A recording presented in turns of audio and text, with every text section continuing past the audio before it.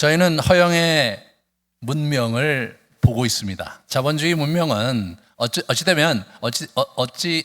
어떻게 보면 이 허영이라는 가치에 충실한 문명이 아닌가 생각이 돼요. 더군다나 요새 이런 이제 영상 문화가 발달하면서 보이는 게 굉장히 중요하게 됐잖아요. 그래서 정치하는 사람이든 경제하는 사람이든 연예인이라든가 이런 문화 사업에 하시는 분들은 더더욱 그렇게 보이는 것이 굉장히 중요한 시대를 살고 있습니다. 문제는 세상이 그런 것은 그럴 수 있는 거고 또 그것이 다죠. 세상은 보이는 게 다라고 볼 수 있으니까. 하지만 우리는 보이지 않는 세계에 보이지 않는 하나님을 섬기고 있는데, 그러면 그 하나님이 그 보이는 것에 대해서 연연해하지 말고 보이지 않는 참 진리의 세계로 우리를 오게 하시고 그 속에 살게 하시기를 원하는데, 그렇기 때문에 허영을 아주 싫어하셨습니다. 그러면 우리가 어떻게 이 허영의 시대에, 교회마저 허영이 이렇게 많이 범람하고 있는 이런 시대에 어떻게 그 허영을 넘어서 참 하나님을 섬기고 행복을 붙잡을 수 있을 것인가, 오늘 같이 나누도록 하겠습니다. 우리 들어가기 전에 지난 6가지 덕목과 지금 앞으로 해야 할 2가지 덕목의 그 역동을 좀 먼저 정리를 해보고 들어가도록 하겠습니다. 자, 실제로 탐식과 간음과 탐욕은 인간의 몸에서 활동하는 그러한 악한 덕목이고요. 분노와 슬픔과 나태는 인간의 마음, 외부로부터 자극이 들어와서 그 인간의 마음의 그 정신에서 우리를 괴롭히고 있는 또는 무너뜨리는 그러한 덕목입니다. 그런데 오늘부터 나눌 이 허영과 교만이라는 것은 영적 차원에서 교묘한 여러 혈대로 활동을 하고 있습니다. 어찌 보면 탐식부터 나태는 선명하고 그리고 알아차리기가 쉬운데, 그런데 허영과 교만은 아주 교묘하기 때문에 그렇게 특별히 허영은 아주 선한 덕목에 이렇게 독버섯처럼 독처럼 은근히 들어와 있기 때문에 분별하기가 매우 어렵고 그리고 쉽사리 우리가 휘둘리게 됩니다. 그러면 허영에 대해서 성경은 무엇을 말하는가? 우리 허영이라는 단어가 신약에 딱 2번 나오더라고요. 이제 뭐냐면 저렇게 허영, 케노독시아라는 말인데, 독시아는 영광이라는 뜻이에요. 케노는 아무것도 아닌 nothing 그런 뜻이거든요. vain glory, 그러니까 헛된 영광이고 공허한 자만이다 이래요. 그것이 이제 케노독시아라는 허영이라고 번역된 단어인데, 아무 일이든지 다툼이나 허영으로 하지 말고 이렇게 돼 있습니다.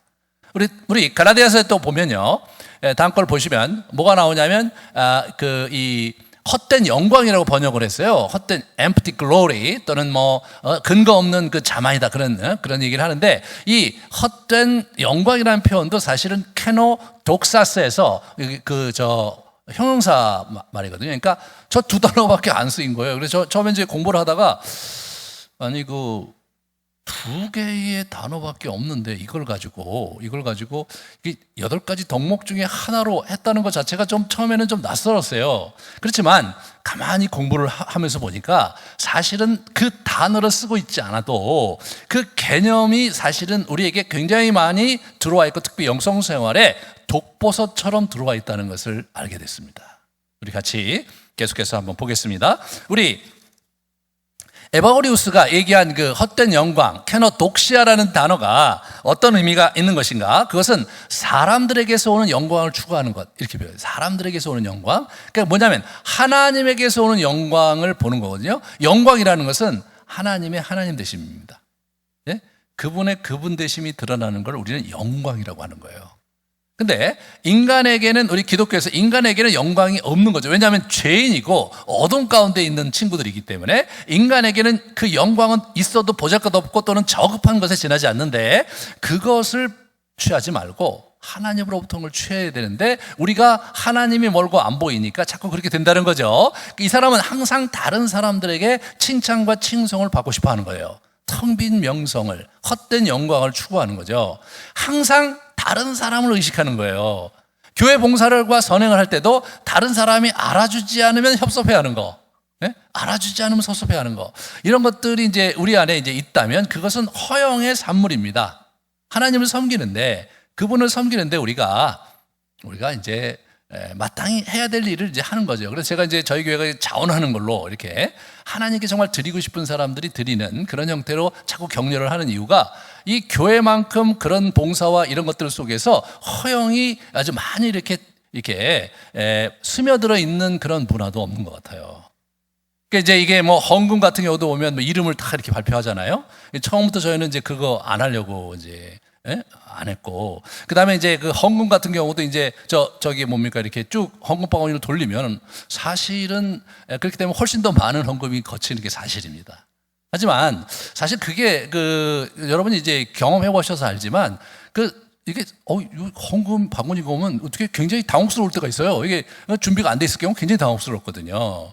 이제 그런 것들이 사실은 의무양으로 자꾸 보이게 하려고 다른 사람 보이는 문제 때문에 이렇게 아주 연연해하는 그런 형태로 우리가 자꾸 이렇게 문화가 그렇게 돼 있거든요. 그래서 참 안 좋아요. 그래서 그런 것도 우리 하지 말자. 이제 그렇게 이제 하고 있는 거죠. 그래서 이 교회가 은근히 허영이 들어와 있거든요. 그래서 이제 칭찬하고 서로 뭐 이렇게 빈말을 많이 하죠. 이렇게 빈말로 상대를 이제 그게 사실 덕담을 하는 건데 덕담이 지나치면 아첨이 되는 거잖아요. 예? 그러면서 아주 간지러운 표현들이 계속 오고 가는, 교회 보면 너무 좋은 얘기들이 너무나 많이 오고 가고 격담이 오고 가는데 진정한 사랑의 관계가 부족한 경우가 우리가 종종 만나게 되는 거죠. 사실 교회 일반적으로 한국 교회가 옛날에는 안 그랬다고 저는 생각하거든요. 옛날에 제가 70년대 80년대 초에까지 다닐 때는 그렇게까지 안 그랬는데 그 이후로 좀 이렇게 우리가 화려해지면서 좀 이렇게 립 서비스가 많이 늘어났고, 그리고 이제 교회에서 쓰는 전문 용어들이 많아요. 이렇게 아주 상대방에 덕담을 하는 그런 여러 가지 그 용어들이 있고, 상대를 이렇게 기분 좋게 해준다는 건 이런 형태로 가는데, 물론 어느 정도 우리가 격려가 필요하지만 그것을 넘어서서 지나치면 사실은 얼굴이 뜨거워지고 낯뜨거워지거든요. 그게 어디서 드러나냐면 교회에 처음 나오신 분들이 낯설어해요. 예? 너무나 좋은 말만 하고 그러니까 낯설어합니다. 그런데다 좋은 말만 하는데 뒤에서 수근수근 거려봐요. 진짜 치명타입니다, 이거. 그래서 이런 부분에서 저희가 조심해야 될 게 뭐냐면, 허영이 단순히 그냥 남의 칭찬을 받고 싶은 것을 넘어서서 허영의 영이 우리를 장악하잖아요. 그럼 이게 진짜 심각해지는 거예요. 이 허영의 허영심의 두 가지 종류가 있는데, 육체적이고 가시적인 일과 영적이고 신비로운 일, 이렇게 영적인 것과 육체적인 것 두 분야에서 허영이 이제 작동을 하는 겁니다. 그러면 아주 곤란한 문제가 생기는 거예요. 그 다음 걸 보여주시면, 허영을 우리가 이렇게 할 때 이제 교만하고 허영이요, 사실은 뿌리가 같은데 모양이 좀 달라요. 이 두 개를 잘 분별을 하는 게 참 중요하거든요. 그래야 개념이 정확히 잡혀요. 한번 공통점이 있어요. 공통점을 한번 클로즈업 해주실래요? 공통점. 자, 자기를 높이고 박수받기를 좋아하는 거, 아주 감사합니다. 자기를 높이고 박수받기를 좋아하는 거. 이런 부분에서는 둘이 공통점이 있어요. 그리고 앞에 6가지 악덕들과 연결되어 있지 않고 따로 놀아, 이런 친구들은. 따로 놀아. 허영심은 교만을 일으키는 불씨예요. 둘이 같이 가요. 허영이 들어와 있으면 금방 교만이 들어가는 거예요. 이게 두 개가 거의 이제 서로 잘 이렇게 지낸다고 그래요. 육체적 자극이나 충동 없이 단지 생각만으로 이 두 악덕에 걸려들 수 있습니다. 그러니까 이게 굉장히 위험한 거예요. 그러니까 수도승의 독방에까지 쳐들어온다는 거예요, 이름이. 아니, 수도승이 허영이 있어봐야 뭐가 있겠나 싶은데 거기까지 들어온다니까, 이놈이. 완전히 우리를 굉장히 무력화시켜요. 자, 그러면 이 허영심의 역동적인 특성을 한번 같이 생각해 보도록 하겠습니다. 그 다음 거, 여기 있군요. 자, 허영심은 항상 다른 사람들에게 칭찬과 칭송을 받고 싶어 하는 거예요. 이게 다른 사람을 굉장히 의식하고요. 그래서 탁월한 일을 했을 때 반드시 다른 사람의 피드백이 굉장히 중요해. 다른 사람이 칭찬하고 인정을 받아야 돼. 그게 안 되면 막 너무나 슬프고 너무나 막 속상하고 막 너무나 막 어려워요, 마음이. 우리 저기 사춘기 청소년들 보면 저기 심해요. 그죠? 그 다음에 교만은 자신을 남들보다 높이며 자기 것이 아닌 지위를 찬탄하는 겁니다. 이 지위를 찬탄하는 거예요. 심지어 하나님의 자리까지 찬탄을 하는 거예요. 이 자신의 탁월함을 확신하기 때문에 어떻게 하냐면 타인의 인정에 연연하지 않습니다. 타인을 무시해. 뭐 그 사람이 나를 하찮게 생각하면 네가 뭘 안다고 속으로 그렇게 생각하는 거예요. 그럼 뭐 너가 수준이 낮으니까 그것밖에 안 되지, 뭐 이렇게 생각하는 거예요. 그러니까 도도하죠. 근데 허영이 있는 사람은 그래도 눈치라도 봐. 다른 사람 눈치를 봐요. 이 사람은 그런 것도 없는 거예요. 도도한 겁니다. 이게 교만이라는 놈이고, 이 교만이 죄의 뿌리다. 하나님 되고 싶어 하는.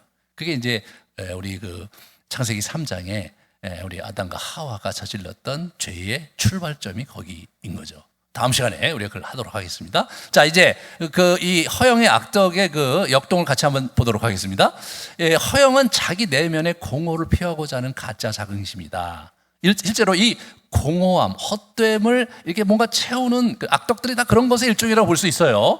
이게 어느 곳에서나 자라나는 엉겅퀴와 같다. 그래서 말과 침묵, 포만감, 배고픔, 리트릭 교제 이런 여러 가지 것에 없는 것이 없을 정도로 이 허영의 악령이 다 도사리고 있을 수 있다는 거죠. 다 그런 걸 활용해서 우리를 공격할 수 있다는 것입니다. 네, 그 다음 걸 보여주시면, 덕행을 왜곡시키고 무효화시켜. 이게 가장 치명타인 거예요. 이게 허영이 왜 문제가 되냐면, 우리의 덕행을 왜곡시키고 무효화시킵니다. 이놈은요, 선한 덕으로만 공격을 해요. 그러니까 악덕으로 공격하는 게 아니라, 선한 덕 있잖아요. 우리가 선을 행하고 다른 사람을 구제하고 선한 덕이잖아요. 선한 덕을 속에 싹 들어와요, 이 녀석이. 그걸 숙주 삼아서 완전히 변질시키는 겁니다. 그거 완전 바이러스가 들어가 독이 들어가서 완전히 변질시켜갖고 열매가 없게 하는 거죠. 이분이 이제 에바고리우스가 한 얘기예요. 이 사람들이 이제 사제직을 억지로 붙들어다가, 이게 무슨 얘기냐면, 그 당시에는 신학교가 없었기 때문에 열심히 기도하고 막 명망이 있는 그런 수도승들을 이제 교회에서 와갖고 막 이제 청하는 거예요. 이렇게 청하는 거예요. 그러면 이 사람들이 이제 그걸 도망가는 거예요. 그럼 이 사람들 또 와갖고 막 붙잡아다가 결박을 해갖고 가. 그래갖고 그 사람을 억지로 목사를 세우는 거예요. 이제 그런 것이 그 당시 하나의 관행처럼 된 거예요. 근데 그런 상황 속에서 정말 자기는 가야 되겠는데, 또는 그런 장면이 있었으면 좋겠다라고 자꾸 생각한다는 수도승들이, 결국은 그래서 교만과 슬픔과 간음에 이제 완전히 넘겨져 버리는 그런 형태로 전락하는 경우가 있다. 이게 바로 허영이다. 화려한 옷으로 실패하면 초라한 옷으로, 훌륭한 말로 자랑하는 데 실패하면 침묵을 지킴으로 나는 고요와 평정을 되찾았다고 자만하는, 이런 어떤 이 허영이 갖고 있는 아주 묘한 아메바 같은, 그러면서 아주 은큼하고 은근하고 교묘하게 이제 우리를 다 이렇게 하는데, 특별히 우리의 덕행, 우리의 믿음, 우리의 소망, 우리의 사랑, 이런 것들을 침투해갖고 완전히 그것을 변질시켜 버리거든요. 변질시키면 어떻게 되느냐? 그냥 헛된 것이 되는 거예요. 우리의 모든 수고와 우리 하나님을 위해서 하려고 했던 모든 것들에 대해서 우리는 결국 아무 열매와 보상을 받지 못한 채 떨거지가 되는 거더라고요, 이게. 그 다음 걸 보여주시면,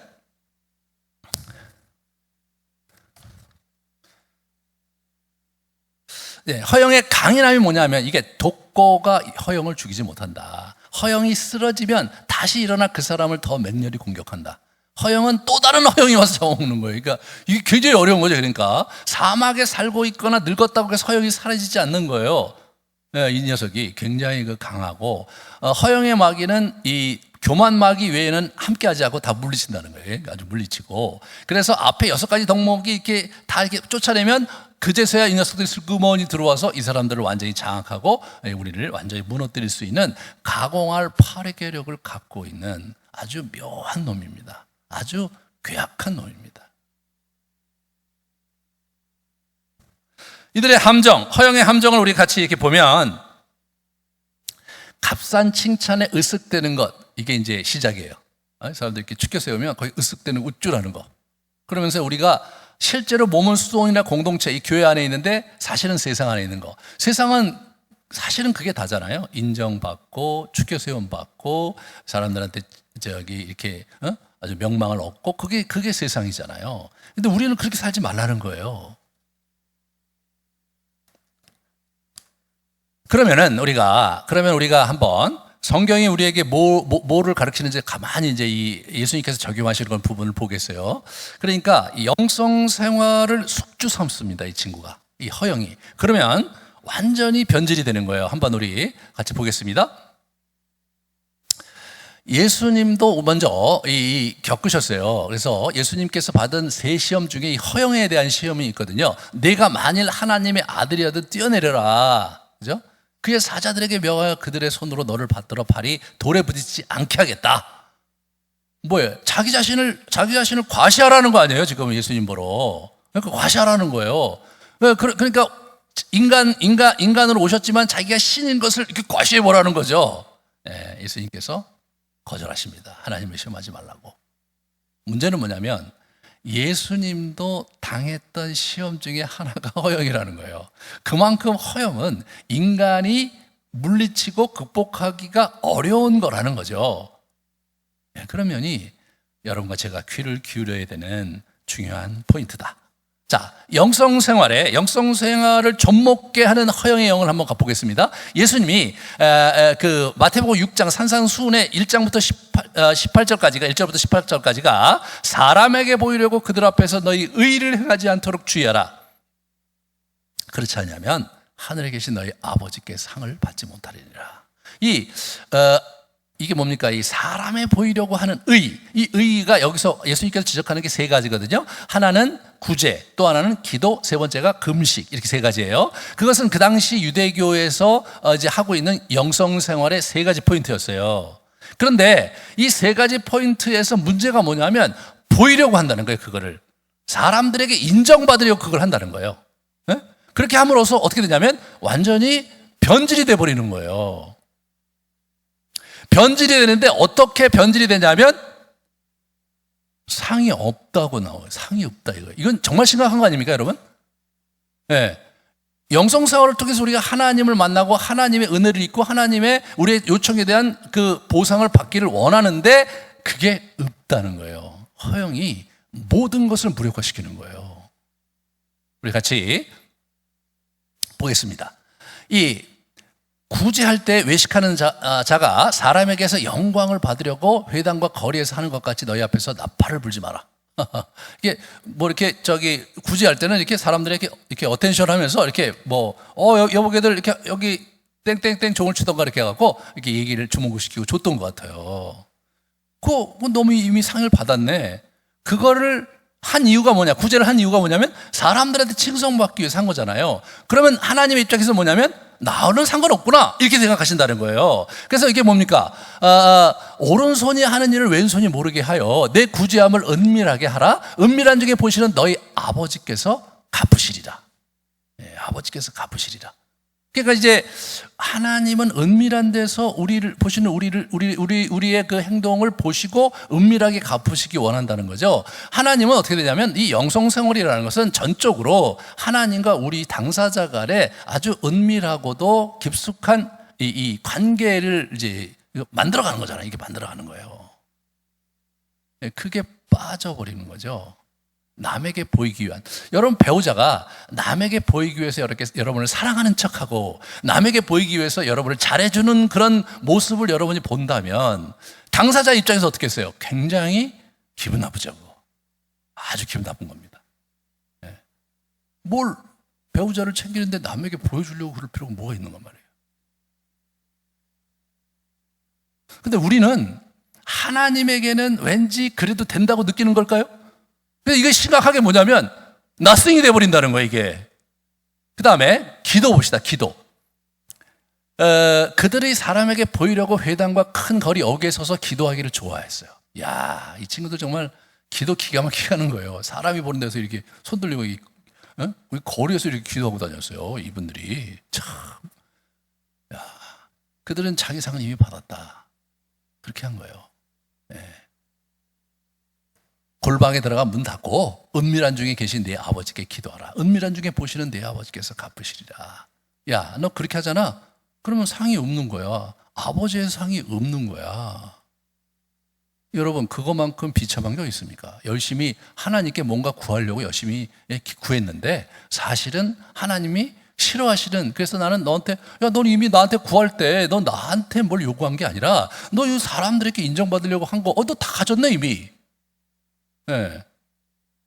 나랑 상관없다 이렇게 생각하시는 거예요. 예, 우리 금식할 때도 봐요. 금식할 때 이렇게 네 번째 이렇게 보세요. 외식하는 자들과 같이 슬픈 기색을 보이지 말라. 사람에 보이려고 얼굴을 흉하게 하느니라. 내가 진실로 너에게 이르노니 그들은 자기 상을 이미 받았느니라. 예. 금식할 때 머리 기름 바르고 얼굴을 씻으면서 티내지 마라. 이게 은밀한 중에 계신 그 하나님께서 너를 갚으실 것을 그걸 받고 하라는 거예요. 그러니까 뭡니까? 이 경건생활과 영성생활이 허영이 들어오면 완전히 변질되는 거죠. 근데 이게 좀 먹는 것 같아서 여러분, 옷에 조미 먹잖아요. 옛날에 이제 조미 많이 먹었는데 조미 먹으면 이게 너덜너덜해지거든요. 이게 여기 구멍이 숭숭 떨어져 있어요. 이게 옷이 쓸 수가 없어요. 갖다 쓸 때 버려야 돼. 영성생활이 허영이라는 좀이 먹어버리면 그냥 버리는 거예요. 너덜너덜해지는 거예요. 다시 말해서 아무런 공덕이 없는 거죠. 하나님 앞에서 칠 가치가 없기 때문에 아무런 보상을 못 받는다는 거죠. 야, 얼마나 무서운 거예요? 그거를 산상수훈 한 복판에 예수님께서 그냥 그걸 딱 얘기를 해놓으신 거예요. 그 당시 서기관과 바리새인들의 영성생활은요, 외식인데, 외식이 이게 허영의 딸이에요. 허영의 자식이더라고요. 그러니까 그게 그들의 영성생활의 핵심 가치였어요. 자, 이제 마태복음 23장에 이제 그 얘기가 나와요. 마태복음 23장을 같이 보겠습니다. 이게 보시면 서기관과 바리새인들이 모세의 자리에 앉았어요. 이게 모세의 자리에 앉으면 안 되는 거잖아요. 자기가 모세가 될 수가 없죠. 모세는 여호와의 종인데, 여호와의 종이라는 타이틀을 받기가 쉬운 게 아닌데 그 자리에 앉기를 좋아하는 거예요. 그 다음에 보시면 모든 행위를 사람에게 보이고자 하나니, 경문의 띠를 넓게 하고 옷을 길게 하고 잔치 윗자리와 회당의 높은 자리와 시장에서 문안받는 것과 사람에게 랍비라 칭을 받는 것을 좋아한다 이거죠. 그거 예수님이 싫어하셨어요. 자, 여러분이 만약 그 시대를 살았다고 합시다. 그럼 이제 그 당시 문화가 그런 거예요. 이제 랍비가 있으면 랍비를 그렇게 잘 이렇게 칭송하는 거고, 랍비는 또 자기 경건한 거를 막 이렇게 뻐기고 다녀. 막 예를 들어 하고 막 이거 뭐 옷도 하고 뻐기고 이렇게 뻐기고 다니고, 그리고 이제 잔치에 오면은 상수관치는 랍비님 오셨습니까? 그러면 여기 또 자리에 앉히고, 그리고 사람들이 다 우리 랍비 오셨다고 박수 치고. 그러면 거기 있는 사람들이 그 누구도 그걸 이상하게 볼 사람은 없을 거예요. 그죠? 근데 예수님은 그걸 되게 싫어하셨어요. 뭐 하는 놈들이야 너희들. 이 회칠한 무덤 같은 놈들아. 내용이 없는 그런 거칠에만의 경건이 무슨 얘기냐. 근데 그거를 얼마나 싫어했는지, 이 독사의 새끼들아, 막 이렇게 얘기하셨거든요. 이 독사의 새끼들아, 이 회칠한 무덤 같은 놈들아, 이렇게 얘기하셨어요. 이 예수님이 엄청나게 징계하신 거예요. 예수님이 이 땅에 오셔서 욕먹은 놈들, 그런 두 놈들이에요. 서기관과 바리새인 놈들이 예수님한테 우리나라 말로 속된 말로 직사하게 욕먹은 놈들이에요. 근데 그들이 왜 욕을 먹었느냐? 그들의 영성생활이 핵심 가치를 어디다 뒀냐면 허영에 두었기 때문에 욕을 바가지로 먹은 겁니다. 그러므로 여러분과 제가 이 영성생활 하는 데 있어서 이 욕을 이게 예수님께 이게 이런 식으로 질타를 받지 않으려면 이 허영을 해독시켜야 돼요. 허영을. 이 허영에 대한 해독이 정말로 중요하다. 자, 그러면 성경에서 허영 해독의 원리를 어떻게 우리에게 가르쳐 주고 있느냐? 첫 번째, 사람의 영광을 취하거나 그걸 사랑하지 말라 이거예요. 사람들이 보세요. 사람들이 너희가 서로 영광을 취하고 유일하신 하나님으로부터는 영광을 구하지 아니하니 어찌 나를 믿을 수 있느냐, 이런 얘기를 하시는 거죠. 뭐 사람들한테 인정받고 사람들한테 추격받고 이름을 얻고 막 이런 것을 취하려고 하지 말고 하나님으로부터는 영광을 우리가 이렇게 하면서 하나님께 영광을 드리고 하나님의 하나님 되심을 드러나게 하고 하나님께서 온전히 이렇게 영광을 가져가고 그 찬양을 받으시도록 그렇게 우리가 자꾸 해야 된다는 거예요. 그래야 우리가 어떻게 됩니까? 해독이 되는 거예요. 사람들로부터 영광, 이게 해독이 되는 거예요. 그들은 사람의 영광을 하나님의 영광보다 더 사랑했다. 이게 출교를 당한 거기 때문에 되게 두려워했다는 얘기가 나오는 거거든요.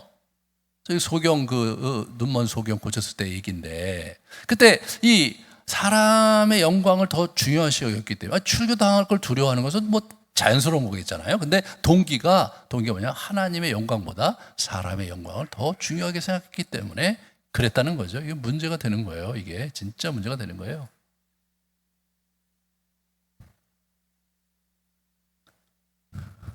누가복음 이제 10장에 이렇게 보시면 고린도전서하고 하나님의 인정을 받으려고 힘쓰라는 얘기가 나오는 거예요. 너희 이름이 하늘에 기록된 것으로 기뻐하라. 너희의 능력이 드러나서 막 귀신도 쫓아나고 막 이것이 그런 능력이 드러났기 때문에 그걸 기뻐하지 말고 그 일로 인해서 하늘의 상급에 여러분의 리스트가 기록된 것을 가지고 기뻐해라. 그렇게 말하는 거죠. 자랑하는 자는 주 안에서 자랑할지니라. 옳다 인정함을 받은 자는 자기를 칭찬하는 자가 아니요 오직 주께서 칭찬하시는 자다. 네. 그래서 자기를 칭찬하는 것도 아니고 사람들이 칭찬하는 것도 아니고 오직 주님께서 칭찬하시는 자가 진짜 인정받는 자다 이거죠. 그러니까 우리가 하나님께 인정받기 위해서 노력해야 되는 거잖아요. 우리가 하나님께 우리 자신이 바르게 그분 앞에 아유 잘했다 이런 얘기를 듣기 위해서 우리가 산다면 이게 해독할 수가 있는 거죠.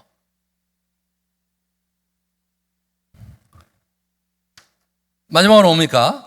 또한 우리는 너희에게든지 다른 이에게든지 사람에게는 영광을 구하지 아니했다. 이 사람이 이게 사도 바울이 사람에게는 영광을 구하려고 하지 않았다고 아예 선을 그었던 거예요. 사람에게는 영광을 구하지 않는 거죠. 사람들이 칭찬을 하잖아요. 그거에 대해서 연연해하지 않거나 그거에 대해서 귀를 기울이지 않는 거예요. 이제 무슨 말이냐? 그러면 뭐 우리가 교회에서 뭐 격려하고 또 칭찬하고 이런 걸 하지 말라는 거냐? 그런 건 아니죠. 또 우리가 또 그런 걸 필요가 있는데 칭찬을 받을 때 또 그 사람들 영광을 받을 때 이게 뭐냐면 우리가 정말로 주님이 어떤 분인지를 알고 또 깊이 영성생활 속에서 하나님의 실존과 실체감을 이게 경험하고 있는 사람이라면 어떤 일이 벌어지냐면 꼬라지를 알거든요. 자기의 죄성을 잘 알고 자기 한계를 잘 알잖아요. 칭찬을 받아도 이제 그걸 어떻게 됩니까? 저 칭찬 그런 거 하지 말아야 돼. 또 허영에 빠지잖아. 이렇게 뭐 농담 삼아 했을지 모르지만 그렇게 해가면서 그러지 말라고 이렇게 또 면박을 주는 것은 교만이죠. 그런 거 하면 안 되고 뭡니까? 우리가 어떻게 돼요?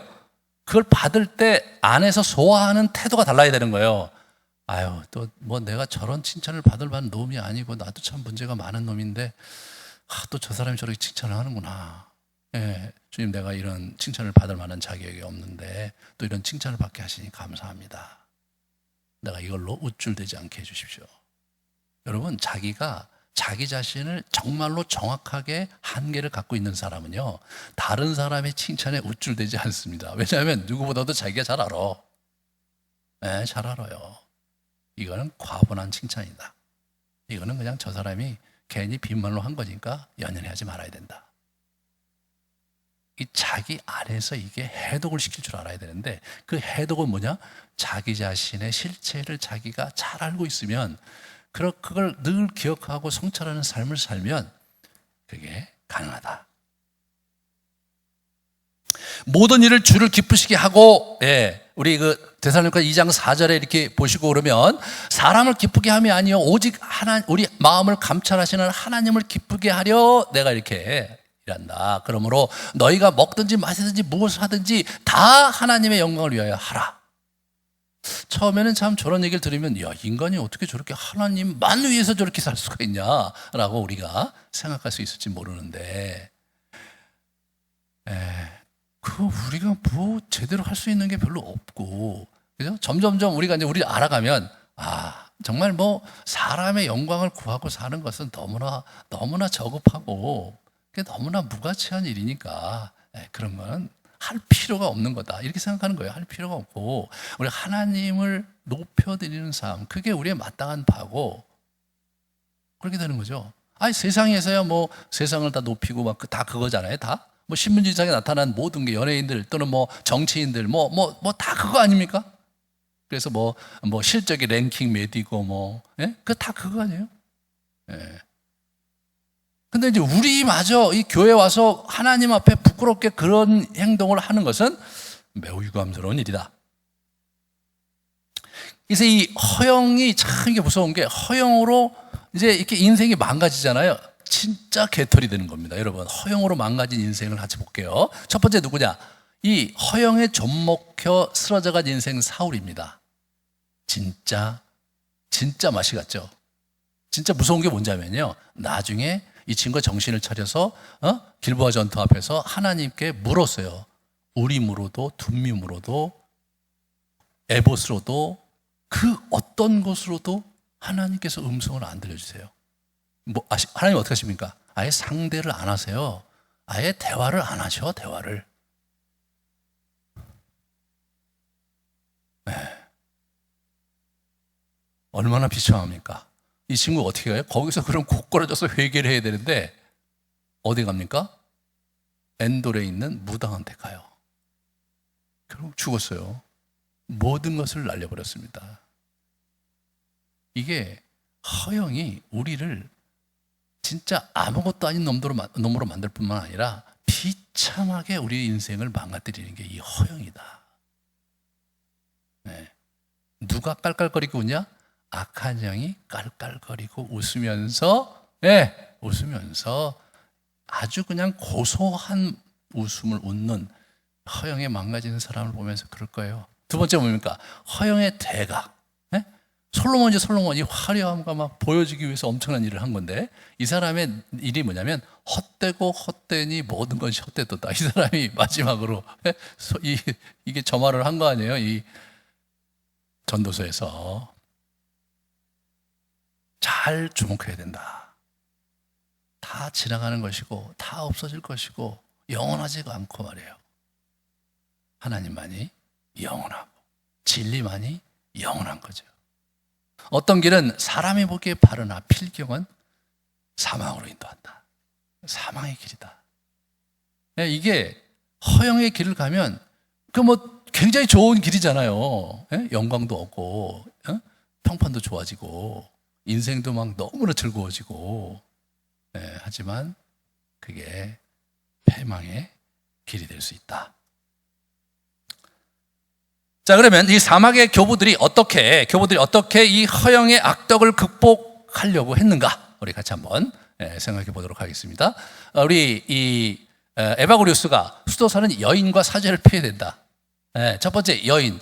이게 굉장히 과도하게 이 사람들이 피했는데, 제가 처음에 좀 이상했어요. 뭐 사막에 여자들 이렇게 많이 피하나 그랬는데, 제가 다시 공부를 해보니까 그 당시 엄청나게 문란하고 성관계가 굉장히 자유분방했던 거예요. 그러니까 굉장히 조심하지 않으면 안 되는, 나만 조심해서도 안 되고, 그죠? 그런 부분이 있었기 때문에 여인에 대해서 굉장히 극단적으로 그렇게 했더라고요. 두 번째, 사제가 되는 걸 왜 피해야 되는가? 사제가요, 그 당시에 핍박시대의 사제가 아니에요. 정부에서 사례가 나오고, 그 다음에 교회 지을 때 정부에서 돈이 나와요. 그 다음에 세금 안 가요.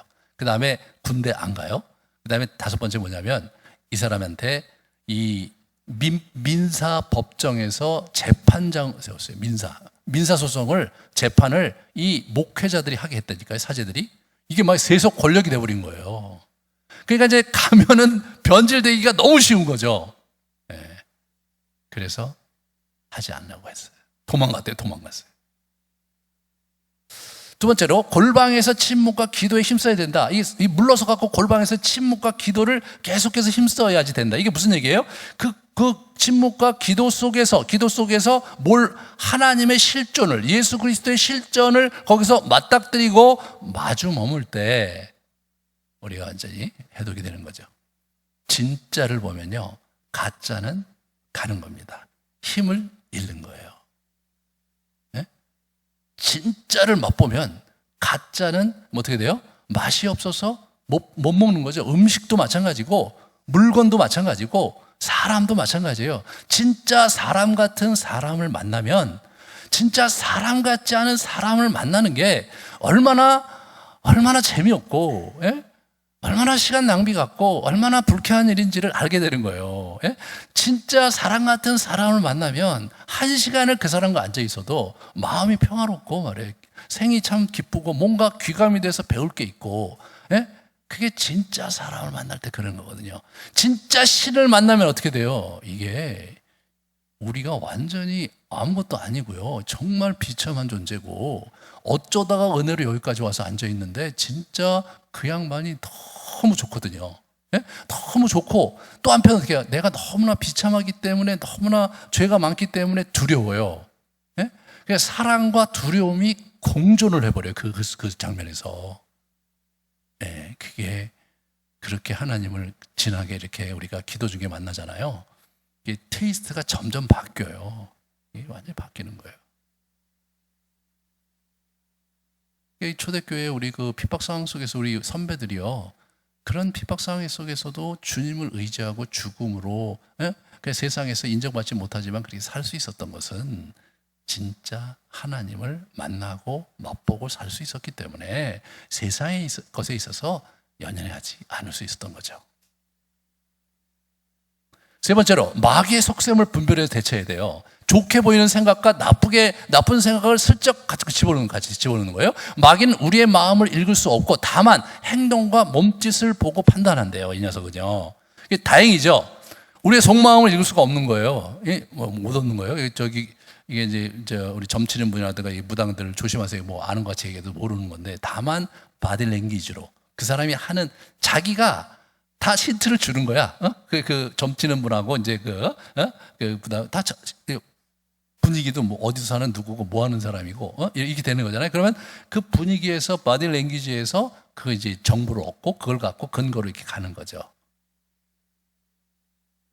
마귀는 우리의 마음을 읽을 수 없고 다만 그래서 허영의 동기를 알아차리잖아요. 그걸 딱 캐치해 갖고 그걸로 이 친구를 망가뜨리는 거죠. 탐욕의 동기를 딱 행동하는 거 보면, 이 녀석은 이거네, 딱 잡아갖고 그것으로 물리치는 거죠. 자, 우리 안에 탐욕이 없는데 탐욕을 일으킬 수 있는 게 마귀가 아니에요. 우리 안에 허영이 없는데 허영을 일으키는 게 마귀가 아니에요. 마귀는 새로운 걸 창조할 수가 없는 거예요. 그러니까 우리 안에 이렇게 빌미가 있는 것을 딱 보고 그것을 딱 붙잡고 공격을 해갖고 과장하고 확대시키고 왜곡시키고 변질시키면서 우리를 완전히 엎드러뜨려갖고 그냥 폭 망가뜨리는 거예요. 그럼 우리는 뭐예요? 죄가 없냐? 죄가 있는 거예요. 허영을 부린 놈이 나고, 그런데 내가 원하는 거는 아닌데 그보다 더 많이 내가 한 것뿐이에요. 억울하죠. 하지만 뭐냐면 그 의지를 발동한 책임이 나에게 있기 때문에 사단에게 죄를 돌릴 수가 없고 그대로 고스란히 내가 그걸 다 덮어 쓰는 거예요. 마귀가 우리의 공범이지 혼자 산 게 아니니까. 그래서 그리스도인들이 억울한 거죠. 아주 어떻게 해볼 도리가 없는 거죠. 그렇게 당하면 안 되는 거더라고요. 분별을 해야 돼, 분별을. 깨어 있어야 되고. 그게 참 어려운 거죠. 그러니까 우리가 루틴하게 이렇게 하루에 3번이면 3번 기도 생활을 하고 꾸준히 우리의 삶을 이렇게 영성 생활로 만들어 가면서 이걸 가야 되는 거예요.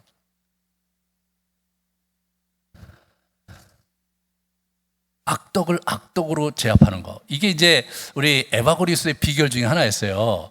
허영의 습관은 멸시와 비난을 받아들여 그 슬픔으로 치료할 수 있다고 생각을 했는데 실제로 그런 거예요. 그러니까 어떻게 하면 사람들이 이 사람을 많이 비난했대요. 왜냐하면 이 사람 과거에 비난받을 만한 일을 했고, 그리고 막 고관 대적이었다가 여기 이제 사막에 들어와 있는데, 사막에 있는 사람들은 첫 번째 지적인 훈련을 못 받았기 지적 수준이 되게 낮았고, 그리고 뭐 이렇게 귀족이 아니었기 때문에 아주 뭐 문화적으로나 여러 가지 이렇게 면에서 되게 이제 열악하니까 사람들이 시기심이 있고 왜 그런 게 있잖아요. 경계심이 있고 그러니까 많이 공격을 했대, 이 사람을. 그럴 때 이 사람이 그거를 맞받아치거나 그 사람들을 이제 비난하지 않고 그냥 받아들였다는 거예요. 그들이 나를 헐뜯음으로 영광에 목말라 하던 내 영혼은 벌을 받는다. 나는 나를 모욕하는 자들을 책망하지 않는다. 멸시라는 붕대로서 나에게 건강을 가져다 주는 영혼의 의사를 내가 거절할 이유가 없다. 이분이요. 그런 상대방의 나한테 헐뜯고 비난하는 것을 가만히 이렇게 곱씹으면서, 그래, 뭐 내가 잘한 거 없고, 그래, 뭐 그런 비난을 받을 만한 그런 짓을 나는 또 하는 놈 아니냐. 이런 기회에 내가 허영에 빠지지 않고 교만에 빠지지 않게 이거를 잘 내가 가슴에 이제 가다듬자, 이렇게 가다듬는 거예요. 가다듬는 거예요. 네. 실제로 이거 한번 해보면요, 좀 약간 묘해요. 뭐냐면 처음에 좀 기분이 굉장히 안 좋아요. 뭐가 안 좋냐면 상대방이 나를 비난하고 막 공격을 하잖아요. 그러면 그거를 내가 받아들이면서 묵상을 하잖아요. 기분이 진짜 안 좋아요. 네? 기분이 되게 안 좋아. 오히려 그냥 그 사람을 내가 막 공격을 하고 싶은 마음이 퍽 일어나죠. 그럴 때 인내하면서 한번 한숨 죽이고, 그리고 이제 알았다. 그래, 뭐 거기서 있으면 또 싸울 테니까 일단은 이제 내보내고 가만히 앉아서 곱씹고 앉아 있으면요, 진짜 기분 안 좋습니다. 근데 이제 그걸 갖고 주님 앞에 나가서 그걸 기도하면서 그걸 쭉 이렇게 마음에 이렇게 쭉 간직을 하다 보면 아주 묘한 은혜가 있어요. 네. 그렇죠, 주님. 또 이 기회에 내가 교만하고 내가 또 이렇게 문제가 있는 면이 드러났습니다, 주님. 내가 뭐 그렇죠. 지금 제가 받겠습니다. 그 형제를 용서하겠습니다. 실제로 그 상대에 대한 적개심과 미워하는 마음이 한풀 꽉 꺾여 있어. 한풀 꽉 꺾여. 네. 그러면서 오히려 어떤 주님이 나를 받아주신 것에 대한 자긍심과 건강한 자존감이 내 안에서 쭉 올라오는 거예요. 이 에바구리우스 진짜 정말 이게 생각 많이 한 분이세요, 이분이. 그런데 그거는 뭐 임시 방편으로는 가능하지만 근본적으로 허영을 제거하는 건 누구한테 배워야 되느냐?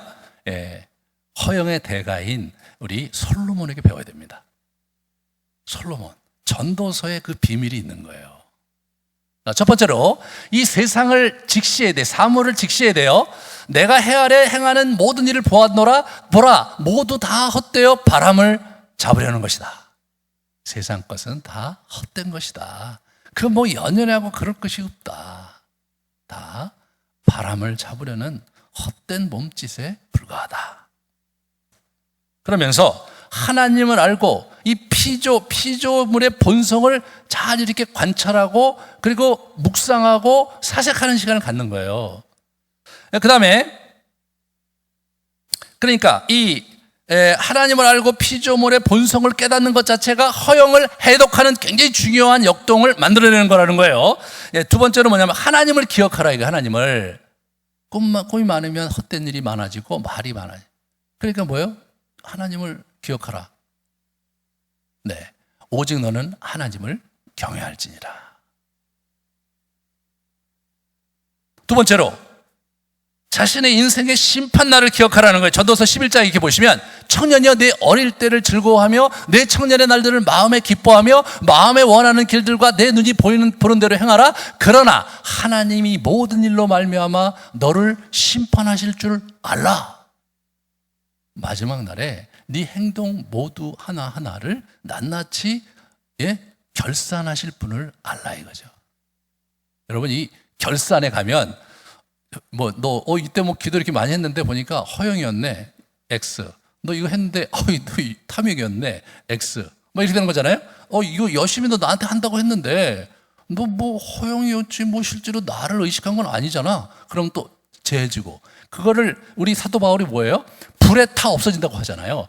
불을 보내갖고 다 불에 타서 정금같이 정말로 진짜 배기만 남은 거거든요. 우리 하는 행동에 있어서 진짜 배기만 남고 나머지는 다 타버리는 거예요. 그때 초라하지 않을 수 있어야 되겠어요.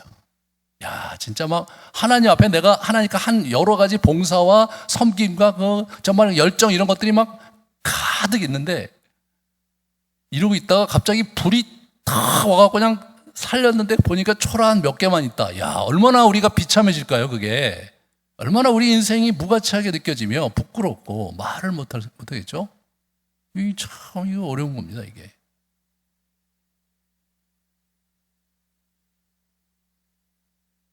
이런 생에 대한 본질적인 이 성찰과 철학을 가지고 신앙생활을 해야 되는 거예요. 그리고 죽는 날이 오기 전에 창조주를 기억하라. 전도서 12장 1, 2절을 이렇게 보시면 너의 청년의 때 너희 창조주를 기억하라. 곧 곤고한 날이 이르기 전에 아무 낙이 없다고 할 해들이 가깝기 전에 그때 기억해라 이거예요. 창조주 하나님을 기억해라. 하나님을 자꾸 기억하는 게 중요한 거예요. 이 사람이 이걸 못한 거거든요. 허영에 빠져서 중간중간에서 하나님께서 선지자를 보내서 경고했는데도 그 말을 안 들었어요. 기억을 못하는 거예요. 기억을. 여러분 몰랐겠어요? 그 사람이 다 알죠. 근데 기억을 안 해. 하나님 그런 분이라는 걸 떠올리면서 그러면서 그분께 내 마음을 드리는 걸 안 한단 말이에요. 우리가 그분을 깊게 알아가는 삶을 견지할 때 이제 이런 부분에서 해독이 일어나는 거죠. 세 번째 뭐예요? 이 세상과 인생을 묵상하며 자신의 영혼을 바라보며 살아야 되는 거예요. 네? 자신의 영혼을. 그러려면 뭘 해야 되냐면 죽음 묵상을 해야 되는 거예요. 죽음 묵상을. 이 전도서 12장이 죽음 묵상이거든요. 그런 날에는 집을 지키는 자들이 떨 것이며, 자기 죽는 날이에요. 길거리의 문들이 닫혀질 것이며, 맷돌 소리가 적어질 것이며, 새 소리도 말미암아 일어날 것이며, 음악하는 여자들은 다 쇠하질 것이며. 뭐예요? 안 들리는 거예요. 이제 서서히 페이드 아웃 하는 거예요. 서서히 이게 사라지는 거예요. 그 다음에 이렇게 보세요. 예. 메뚜기도 짐이 될 것이며, 막 기력이 없어. 예. 영원한 집으로 돌아가고 조문객들이 거리로 왕래하게 됨이니라. 은줄이 풀리고 금그릇이 깨지고 항아리가 샘 곁에서 깨지고 바퀴가 우물 위에서 깨지고 흙은 여전히 땅으로 돌아가고 영은 그것을 주신 하나님께로 돌아가기 전에 기억해라. 네, 숙연해지는 거죠. 우리가 죽음을 묵상하면서 죽는 그 장면을, 죽음의 그 장면을 자기가 가만히 이렇게 묵상해 보면 내가 정말로 붙잡아야 될 것이 무엇이고 내가 정말 버려야 될 것이 무엇인가가 이렇게 잔잔히 들어오는 거예요. 그리고 이 전도서가요, 초막절에 7월달 초막절에 이게 우리로 추석이거든요. 식구들 다 모여서 이제 텐트를 치고 광야 생활을 이제 이렇게 추억하면서 읽고 묵상했던 본문이 전도서예요. 애들과 함께. 그렇게 하면서 우리의 허영과 우리 인생의 피본질적인 생각들과 우리의 탐욕을 한 번씩 해독하는 거야. 씻어내는 거예요.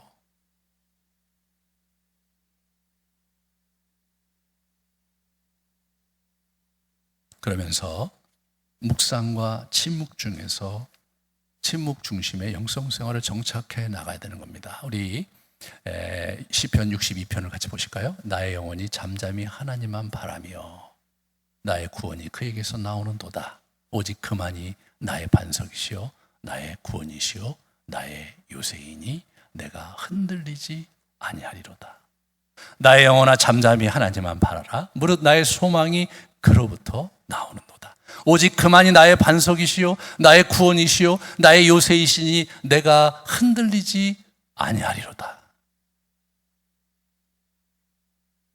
우리가 묵직하게 하나님 앞에 나아가서 하나님의 말씀을 묵상하고 내려놓고 침묵 가운데 그분 앞에 머무는, 이러한 영성생활이 우리 안에 자리 잡히지 못한다면 우리가 어떻게 허영과 교만을 떨칠 수 있겠습니까? 인간이 어떻게 자신의 허영과 교만을 떨치고 겸허하게 살 수 있겠습니까? 하나님의 실존과 그분의 어미하심과 그분의 광대하심과 그리고 보잘것없는 우리 자신을 보호하시는 그분의 손길을 우리가 체감하지 못한다면 우리가 어떻게 이 세상의 죄의 굴레 속에 떨치고 일어나 하나님의 나라를 붙잡을 용기와 힘이 생기겠습니까?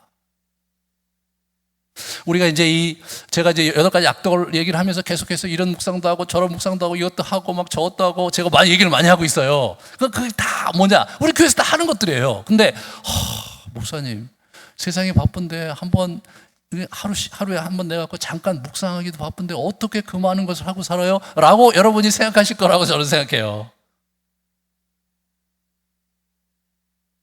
그런데 여러분, 뭐든지요 쉽고 편하게 하면 재미없어서 오래 못하고 유익을 누리지 못합니다. 그래서 기도를 그냥 맨날 부르짖는 기도 막 맨날 하고 그래봐야 힘이 빠져서 몇 년 하겠어요. 오래 못합니다. 그리고 우리가 갖고 있는 이 수많은 인생의 내면의 여러 문제들과 우리가 겪는 수많은 이슈들을 갖고 그리고 이 세상을 사는데 그걸 하나님의 또 예수님의 도우심을 받고 그것을 이겨내고 그거 할 수가 없는 거예요. 할 수가 없는 거예요. 믿습니까? 아멘. 할렐루야. 아멘. 백날 해보세요. 그게 되나? 예, 어설프게 해갖군요. 택도 없어요. 왜? 악한 영들이 보통이 아니고 우리 안에 있는 악독들로 보통이 아니거든요. 그렇게 섣부른 영성 생활을 가지고 그 무시무시한 놈들을 뚫고 나아가서 해치고 나아가서 우리가 복되고 행복하게 살 수 있겠는가라는 질문을 던지면 적어도 제 생각에는 안 될 것 같아요. 하나님의 주권적인 은혜로 어찌하든지 간에 그냥 마구마구 그냥 요즘같이 폭우처럼 하늘에서 늘 그렇게 하나님께서 은혜를 퍼부어 주시지 않는다면 누가 진정한 복과 행복을 이 땅에서 거머쥘 수 있겠습니까?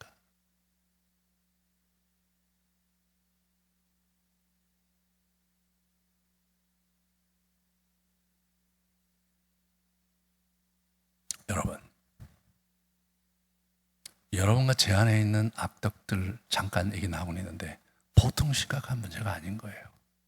예수님께서 그 문제 해결하려고 이 땅에 오신 거고, 그리고 그분은 그 길을 우리에게 주셨는데 그 구체적인 가이드라인을 사막의 수도사들을 통해서 우리에게 전수해 주신 거예요.